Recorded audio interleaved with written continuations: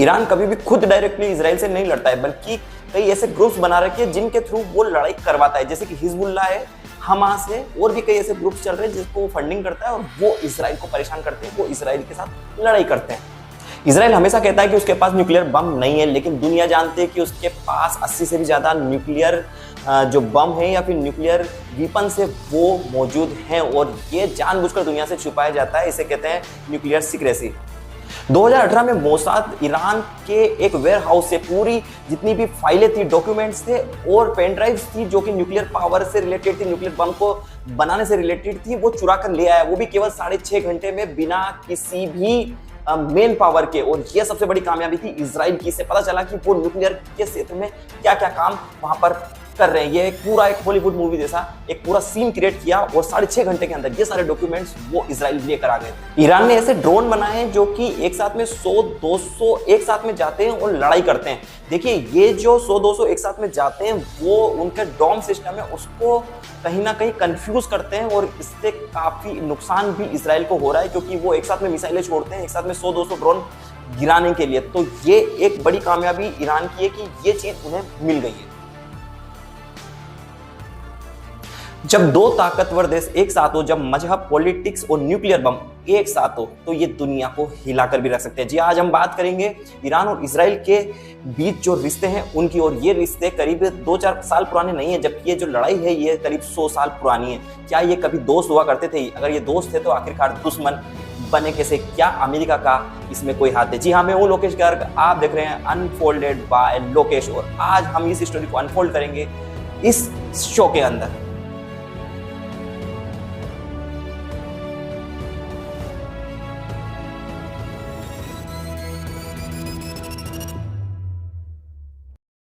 तो देखिए, कहानी चालू होती है 1940 से, और 1940 के अंदर शाह वहां पर किंग बनते हैं, राजा बनते हैं, और वो मॉडर्न सोच के थे।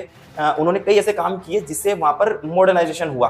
जो दोनों देश थे, जो कि अमेरिका है और इजराइल है, जो आज भी दोस्त हैं, वो उस टाइम ईरान के दोस्त हुआ करते थे, उन्हें सपोर्ट करते थे। इजराइल था वो अपने वीपन्स ईरान को देता था और ईरान बदले में तेल देता था। ये सब कुछ बढ़िया चल रहा था, लेकिन काफी ज्यादा मॉडर्न सोच होने की वजह से और सब कुछ इतना हालत धीरे धीरे बिगड़ते गए कि जो वहां के लोग थे वो परेशान हो गए। उन्हें लगा कि जो देश का राजा है वो तो अच्छी लाइफस्टाइल जी रहा है, लेकिन यहाँ के लोग बेरोजगारी में जी रहे हैं। धीरे धीरे राजनीतिक और जो वहां पर रिलीजियस दबाव था वो वहां पर बढ़ने लगा, और वहां पर सत्ता धीरे धीरे बदलने की ओर आने लगी। और एक समय ऐसा आया जब वहां पर मोहम्मद रजा को देश छोड़कर भागना पड़ा।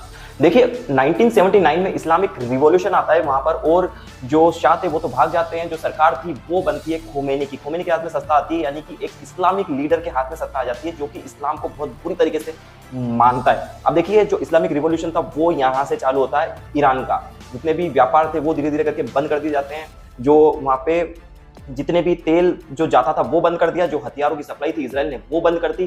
धीरे धीरे जो था वो इजराइल उनका दुश्मन नंबर 1 बन गया। अब देखिए, यहाँ से लड़ाई की शुरुआत होती है। जैसे इस्लामिक स्टेट बनता है, मॉडर्न कल्चर खत्म होता है और इस्लामिक कल्चर वहां पर चालू होता है। उन्होंने साफ तौर पर कह दिया खोमेनी ने कि जो इजराइल है वो कैंसर की तरह है और इसका अस्तित्व ही नहीं होना चाहिए दुनिया के अंदर। देखिए, 1980 में न्यूक्लियर एनर्जी पर काम शुरू किया ईरान ने। कहने के लिए तो ये बिजली के लिए था, लेकिन दुनिया समझ गई कि वो कहीं ना कहीं न्यूक्लियर पावर जो है, न्यूक्लियर बम है, वो बनाना चाहते हैं। इसी के चलते यही डर था अमेरिका को और इजराइल को कि कहीं ये बम उनके हाथ ना लग जाए, ये कहीं बम बना ना ले। इसलिए 2015 में एक डील साइन हुई जो थी JCPOA। उसके तहत वो जो अपना संवर्धन है वो यूरेनियम का वो कम से कम रखेगा, लेकिन ऐसा हुआ नहीं। 2018 में ट्रंप ने ये डील तोड़ दी और 60% तक न्यूक्लियर जो यूरेनियम है उसका संवर्धन वहां पर एनरिचमेंट कर लिया गया। अगर ये 90% तक होता है तो कहीं ना कहीं ईरान जो है वो न्यूक्लियर पावर बन जाएगा और न्यूक्लियर बम बना लेगा। बस यही डर अमेरिका और इजराइल को सता रहा है। देखिए, ईरान कभी भी खुद नहीं लड़ता है बल्कि प्रॉक्सी वार करवाता है, यानी कि ईरान खुद जंग में नहीं उतरता है बल्कि इजराइल को परेशान करने के लिए हमास, हिजबुल्लाह जैसे जो संगठन है उनको फंडिंग करता है, हथियार देता है, और वो हमला करते हैं इजराइल पर, कंटिन्यू परेशान करते हैं, और जवाब में इजराइल भी वहां पर बमबारी करता है। ये हम सभी को पता है। अब देखिए, अमेरिका परेशान क्यों है? जो अमेरिका है वो है इजराइल का सबसे अच्छा दोस्त, और वो चाहता नहीं है कि जो न्यूक्लियर पावर है वो ईरान बने, क्योंकि अगर ऐसा होता है तो कहीं ना कहीं वो उसका गलत इस्तेमाल कर सकता है। UAE भी खतरे में आ सकता है, इजराइल भी खतरे में आ सकता है।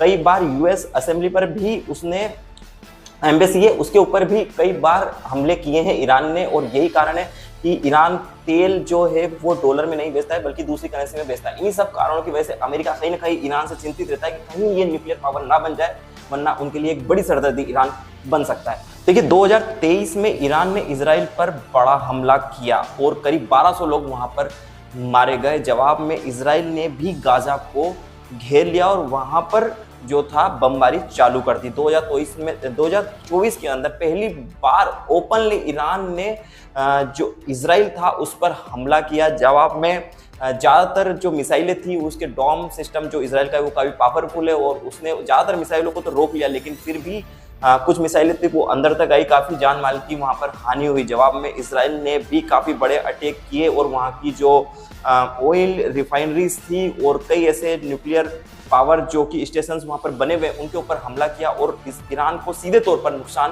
पहली बार इजराइल ने पहुंचाया, वो भी ओपनली। लेकिन लोग समझ चुके थे कि अब कहीं ना कहीं एक बड़े वॉर की तैयारी हो चुकी है और इसकी शुरुआत भी यहाँ से हो चुकी है।